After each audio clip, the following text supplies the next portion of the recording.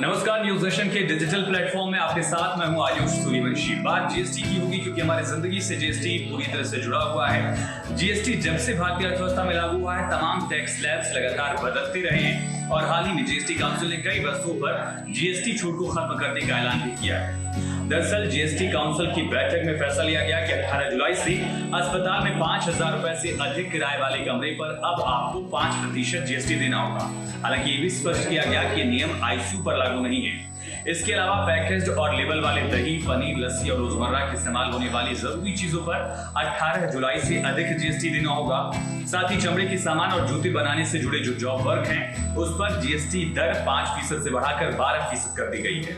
अब सड़क, पुल, railway, metro और शमशान घाट का काम करवाना भी महंगा पड़ेगा और अभी तक ऐसे कामों के लिए जारी होने वाले कार्य अनुबंधों पर 12% का जीएसटी लगता था। अब इसे बढ़ाकर 18% किया गया है।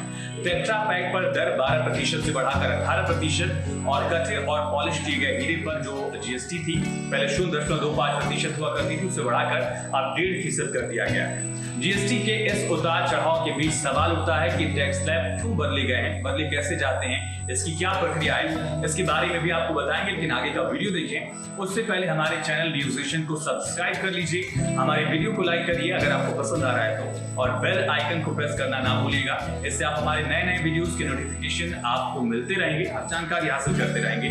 तो बात करते हैं जीएसटी स्लैब में बदलाव की। दरअसल जीएसटी में बदलाव से पहले जीएसटी काउंसिल बैठकें करता है। 4 लेवल पर मंत्री स्तरीय पैनल की सिफारिशों पर चर्चा की गई इस बार, और इस चर्चा में सोने और कीमती स्टोन्स के एक्सचेंज, टैक्स सिस्टम में सुधार, कसिनो, घुड़दौड़ और ऑनलाइन गेमिंग पर रेट को बेहतर बनाना शामिल था। इसमें से कुछ बिंदुओं पर काम करना तय किया गया।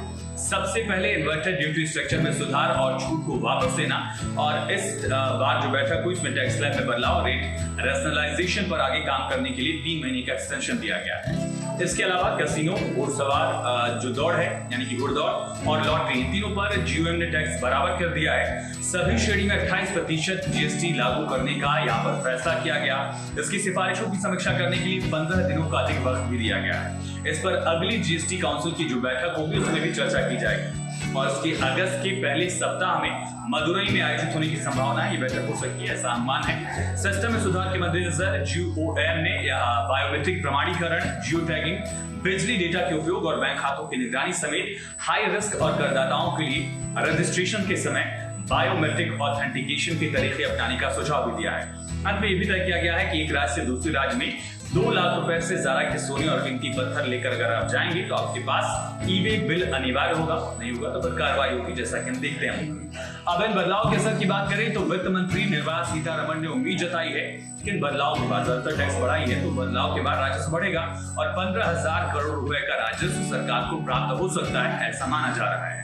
इस वीडियो में फिलहाल इतना ही। जल्दी मिलेंगे आपसे एक नए वीडियो में। बने रहिए न्यूज नेशन के साथ। अपडेट खबरों के लिए आप हमारी वेबसाइट newsnationtv.com पर भी विजिट कर सकते हैं, खुद को खबरों से अपडेट कर सकते हैं। बहुत शुक्रिया।